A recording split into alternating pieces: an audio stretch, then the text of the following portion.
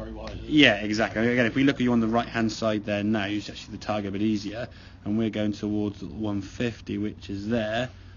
So if I saw you on there, I'd say that's exactly where you're aiming. That felt to you at the 50 line when you stood there. Yeah. It looks really, really good compared to that. And that's I think what happens. You get a little bit lazy with our alignment and setup. It's so easy to fall into bad habits where you sort of get yourself misaligned. And if you're on the inside, even if you were perfect with your path on here, the ball still starts starting towards that snow, unless your hands do an hell of a lot of flicking with it or your body starts shoving it, okay?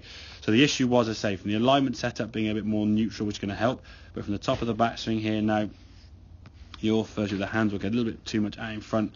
Club now, as we can see, stuck behind your hands here now. It's going to cause an interpath quite a lot, and then you've got to use a lot of hand action or hip twist to spin out of it to try and cure it, okay? We look at this one here now as you go back, zoom out a little bit so you can see us. Same good backswing. Hands are going to kind of say work down, that club can kind of work out the sort of sensation. Look at the same, look at that position there. That now is more in front. Again, if we go down a frame again further, there you go. So that's perfect. And that felt to you like it was going over here somewhere to the left one. It felt like you were sort of swinging the golf club kind of over there with the face going to be doing something like that, okay? And in reality, as you come back to golf ball, that club now is a lot more neutral to impact. That club now is staying nice and straight, very subtle into out path, and that club now can stay nice and neutral as you swing through, so that ball can then fly towards target with a lot less flicky hand action than we need, okay? It's a much more connected, sort of rotated swing with the chest and torso rather than having to utilise your hands to save it the last second. That position there, if we just saw that, let's go, where is that ball going to go? If I said to you anywhere on that screen, if I sort of put, okay, where's that golf ball going to go?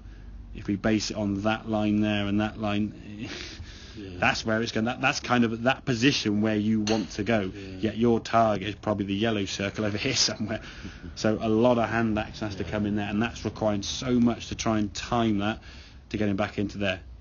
When it's nice and relaxed and pressure free, you find that feeling on here. Hit 10 in a row, and they're quite good. So going back to what we said at the start of the lesson, when you're on the range going between two small targets, if you hit, say, 4 or 5 really good ones, but they're a little bit more drawy than we would want to see, say, okay, right, for the ball to go through the net, I've got to fade it, or at least be a neutral flight. Okay, so you can challenge yourself to hit it through the target this way rather than just sort of sling hook it all the time. And yeah, that's great, but if the pin's back right or there's trouble right, are you going to want to start it over the water, over trees somewhere to sling it to a back right pin? Probably not. And again, how far right you can be aiming. If there's flags there and there's sort of water around here and you're aiming over there, chances are your hand action is going to go, to be a little bit more active just to make sure, and then you aim the old, exactly, just trying to avoid trouble altogether, okay? So yeah, so get that sensation from the top that the club's getting working back more in front, hands are going to work down, get that club kind of back in front of you a bit more. Once you get into there, Nick, and the hands sort of, everything's parallel to each other, there you can hit fades, draws, high, lows. You can control the club face, again, with the bigger muscles rather than all sort of Zorro swings with the hand action a bit too much. A bit more active with the hand that we don't need to do. And it's great the fact you can use your hands and you've got that good ability, which obviously you do have. But do you want to play golf the rest of your life having that? No. Trying to guess or flick at the last second? Because when it comes under the last couple holes of a tournament, you've got a bit of pressure on you and things get a bit tight and a bit tweaky. Everything's kind of working in this direction. If the swing gets a bit overly tense and tight, you kind of just sort of duff it forward straight.